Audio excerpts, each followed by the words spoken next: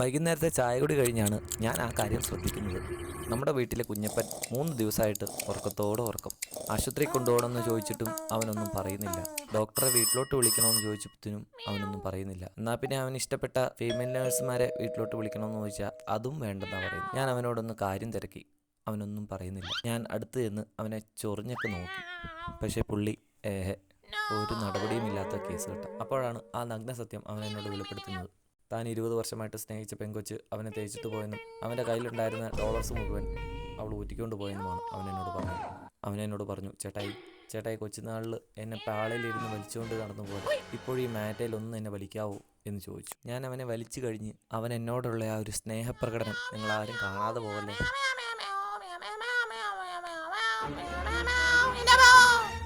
പട്ടി നിന്റെ അടുത്ത് ഞാൻ എന്തോ ഉണ്ടാക്കാൻ വന്നോ? ഞാൻ നിന്റെ വീട്ടിനകത്ത് വന്നോ? നിന്റെ കുടുംബത്ത് കയറി വന്നോ?